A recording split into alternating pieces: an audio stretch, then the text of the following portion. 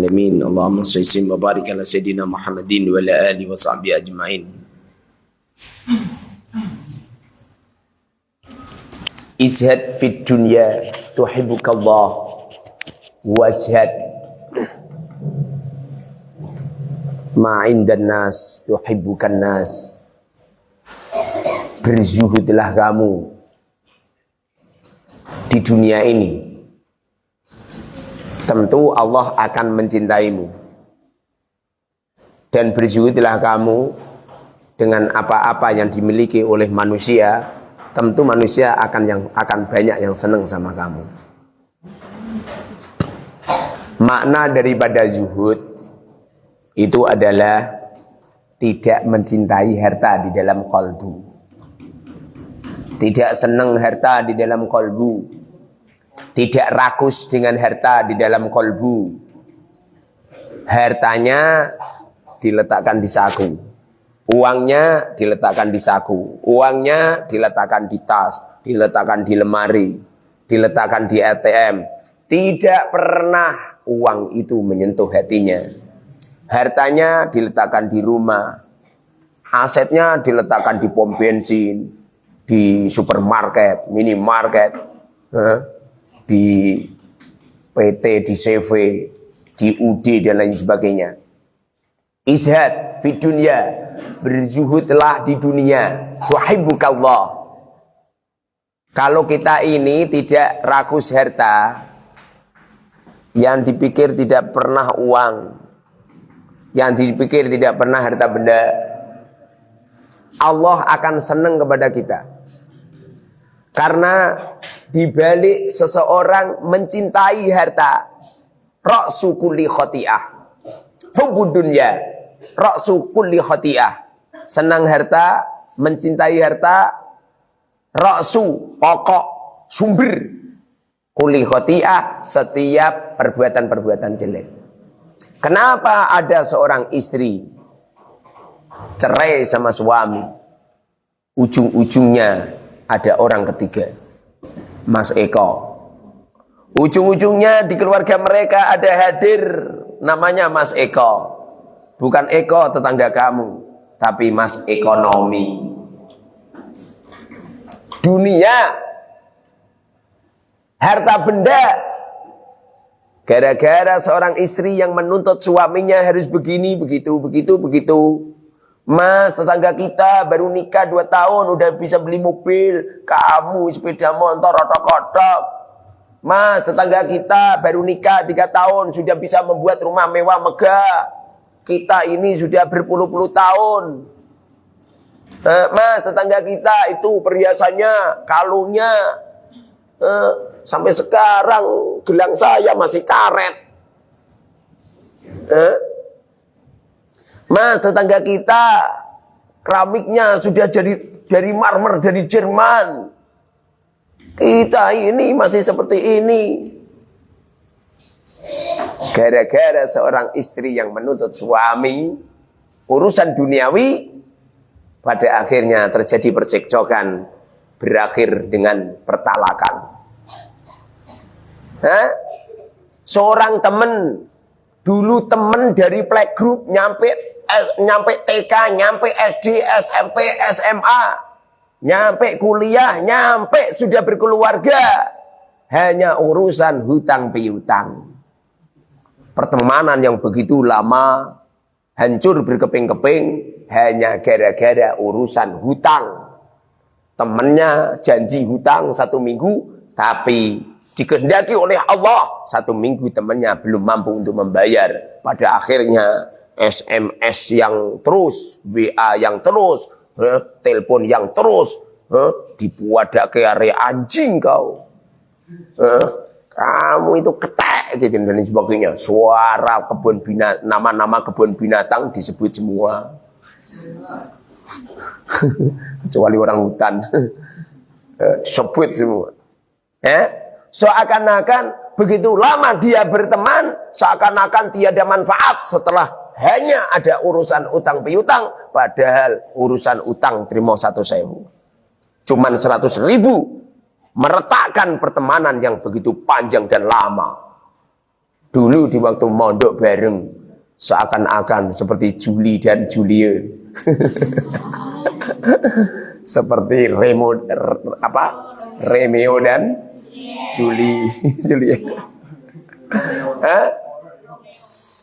Masya Allah, seperti bumi dan langit yang selalu menyertainya, kemana-mana bareng, guyon bareng, makan bareng, pernah kelaparan juga bareng, setiap dapat kiriman dibagi bareng. Setelah berkeluarga hanya urusan 1 juta, 2 juta, retak. Ini yang menjadikan Allah Subhanahu wa taala tidak mencintai kita. Ini yang menjadikan Allah Subhanahu wa taala meletakkan murka kepada kita. Seakan-akan harta benda ini segala-galanya. Meretakkan pernikahannya, mencerai-beraikan pernikahannya, memisahkan antara teman dan teman yang lain, tidak mengenalkan orang tua dengan anaknya, memisahkan antara guru dan muridnya, memisahkan antara kiai dan santrinya. Naudzubillah summa naudzubillah min dzalik. Tidak ada orang-orang yang meletakkan harta di dalam kalbunya, seakan-akan harta adalah segala-galanya, kecuali orang-orang ini adalah orang yang dilaknat sama Allah. Dulu Allah Subhanahu wa taala di saat menciptakan dunia, Allah berpaling dengan harta itu. Allah berpaling, tidak melihat. Makanya usahakan berlatih. Jangan pernah melihat harta. Anda boleh dapat uang, jangan dihitung. Karena ciri-ciri orang jelek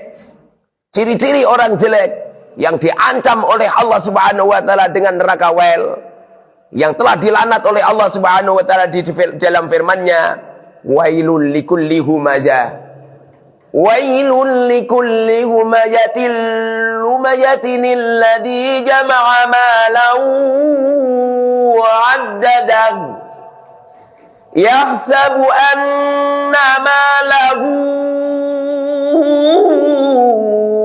akhladah. Neraka wel itu disediakan untuk mereka-mereka jamaah malan. Jamaah mengumpulkan malan harta. Mengumpulkan harta terus. Menumpuk-numpuk harta terus. Wa'addadahu. Dan mereka menghitung-hitung hartanya. Itu mobilku, itu minimarketku, itu pom bensinku, itu rumahku, itu hotelku, itu apartemenku, itu plazaku, terus. Wa'addadahu, menghitung-hitung terus.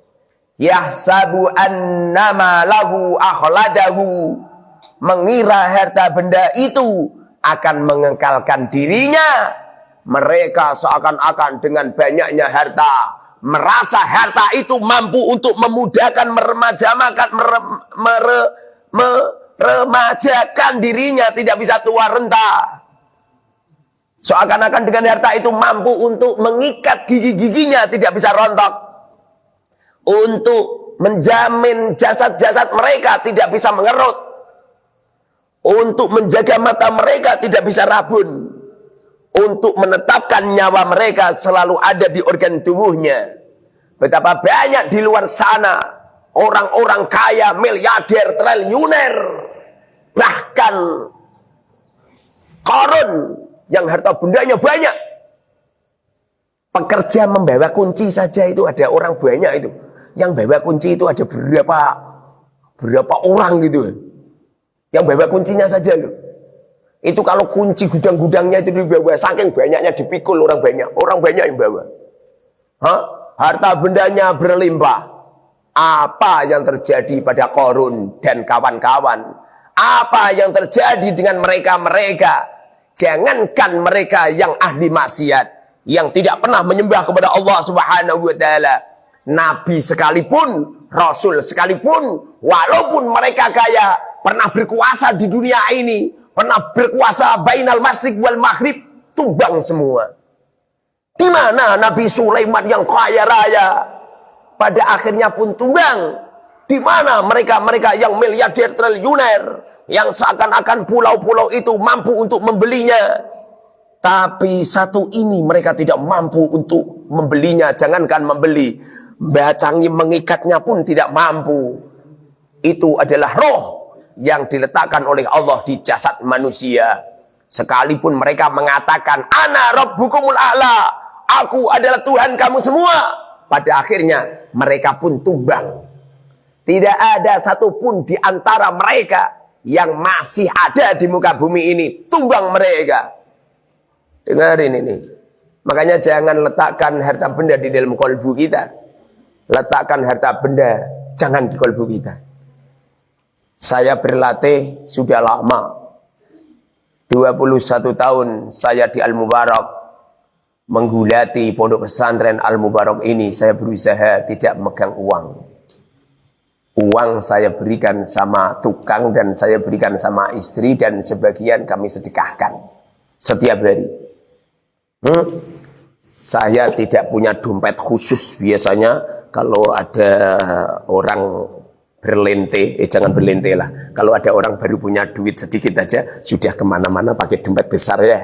Turun dari mobil sudah bawa dompet. Ya enggak? Enggak apa-apa. Siapa yang mengatakan melarang? Enggak apa-apa. Saya hanya menggambarkan sosok saya enggak punya dompet. Ya punya dompet, masih ada di toko. Ya punya dompet, dompetnya istri. Masya Allah. Usahakan jangan letakkan harta di akal. Jangan letakkan harta di hati. Hati kamu terlalu kecil. Jantung kamu terlalu kecil. Harta benda itu besar. Kalau dimasukkan, gak muat. Makanya banyak orang-orang yang pusing 1000 keliling. Gara-gara apa coba? Gara-gara memasukkan harta bendanya di dalam kolbunya. Akibatnya mobilnya dideketin anak kecil. Padahal anak kecil itu cuman ngisik-ngisik mobil. Dibentak dari jauh. Woi, jadulanan mobil, keberet nanti. Itu yang asli gara-gara mobil ada di dalam hatinya. Paham? Ada orang, ada anak kecil. Mampir di rumah orang kaya, ngisik-ngisik kacanya yang luar biasa. Dimarahin, dibentak, woi jangan dipegang, nanti kalau pecah. Padahal kaca itu tebalnya 10 cm. Disentak, khawatir pecah. Ya memang seperti itu kan. Naudzubillah. Nyampe pembantunya itu loh. Pembantunya kalau makan itu tidak diizinin makan bareng satu meja. Pembantu punya tempat makan khusus di dapur. Di dapur. Kalau pembantunya makan, diberi sisanya majikan. Lihat mini. Dalam majikan. Iki lho ana iwak turahan daripada gua. Masya Allah. Daripada gua. Makan. Bagian yang separuh berikan sama Bambang. Sabar Bambang, sabar. Lah yang tau ning dian ta? Yang itu nonton masjid majikan. Kan mulai kon mangan dhisik. Padahal jam sudah menunjukkan pukul 11. Pukul 9. Masya Allah. Dengarin. Jangan letakkan harta di dalam kolbu kita. Hiduplah dengan wara'. Jaga halal haram. Innal halala bayyinun wa innal harama bayyinun. Halal jelas. Haram juga jelas. Kamu minum sprit halal apa haram? Halal. Kamu minum bir halal apa haram? Halal. Wa bainahuma umurun mustabihat. Antara halal dan haram ada yang namanya mustabihat. La ya'lamu katsirun minan nas. Kebanyakan orang tidak ngerti hukum itu. Kalau itu adalah perkara yang syubhat, banyak orang yang tidak mengetahui, usahakan jangan. Faman waqa'a fi syubhat waqa'a fil haram. Barang siapa yang terjerumus dalam dunia syubhat, dalam makanan syubhat, harta benda yang syubhat, waqa'a fil haram, karai yar'a haulal hima.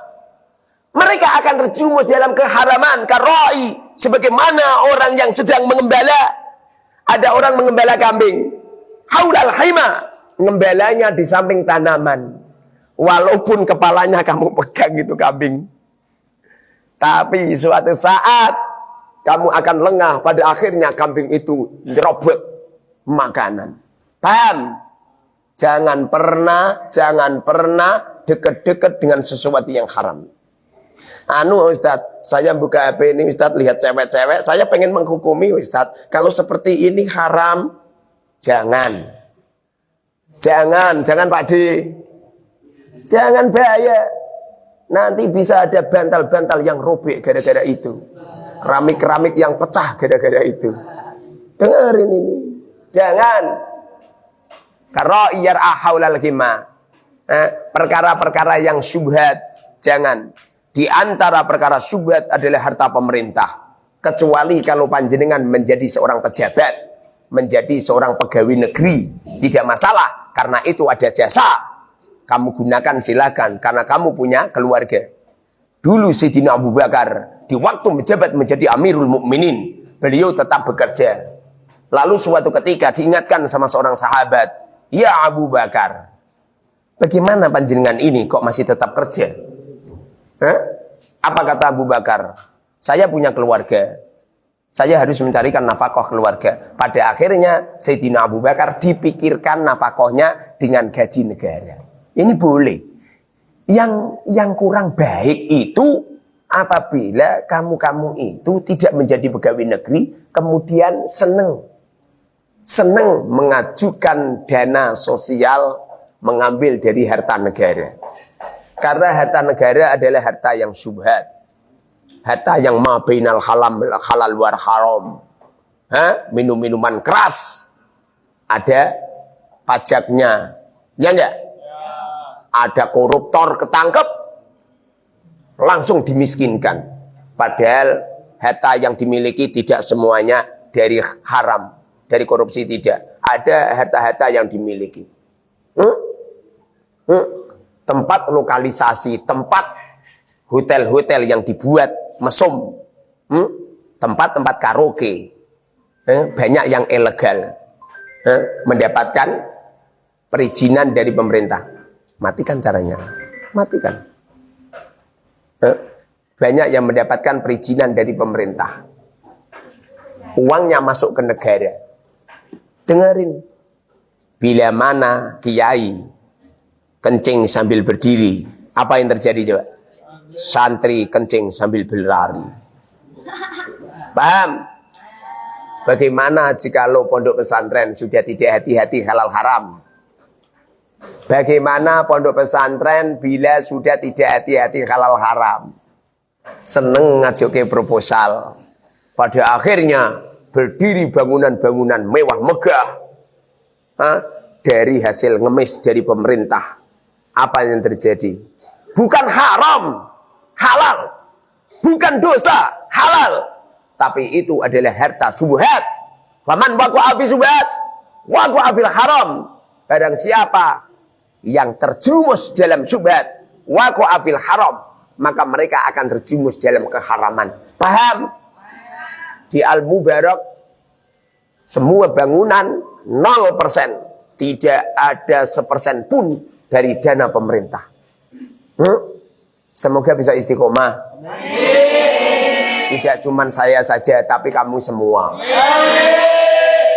Hati-hati halal haram. Jangan keluyar-keluyur. Apalagi nyampe nyuri uangnya temen. Saya ngerti, siapa yang nyuri uang 3 juta kemarin, ngerti saya. Ngerti saya, rumah samu nggak ngerti. Saya manggil orangnya ngerti. Baru ini hati saya masih sadar, masih doa saya masih bagus. Nanti kalau hati saya sudah nggak sadar atau doa saya gini, ya Allah boyongkan orang itu. Saya nggak mau boyongkan santri. Saya nggak pernah boyongkan santri. Saya minta kepada Allah untuk memboyongkan kamu. Saya kalau benci sama santri itu tidak. Saya kalau benci sama santri pertama kali tak doakan yang baik-baik. Tapi kalau 1 kali 2 kali kok masih nyuri terus, dongano boyong gitu. Dengerin, jangan. Minta sama saya kan malah Masya Allah ya. Minta sama saya kan.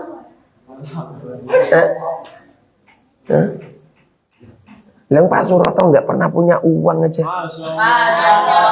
bisa bertahan bertahun-tahun. Misalkan jangan nyuri, ngisin-ngisini ya. Ada yang halal, kenapa yang haram? Itu persis ada seseorang yang sudah punya istri tapi malah selingkuh. Selingkuh. Bareng ketemuan jebul-jebul sing diselingkuhi padha lanange. Gara-gara foto profil. Lah foto profile di media sosial. Fotone cantik ya, jebul-jebul miliknya lelaki. Sarapan dulu ya, nanti jam 11 ngaji ya. Jam 11 atau jam 10? Cerdas. Subhanakallahumma wa bihamdika asyhadu an la ilaha illa anta astaghfiruka wa atubu ilaik.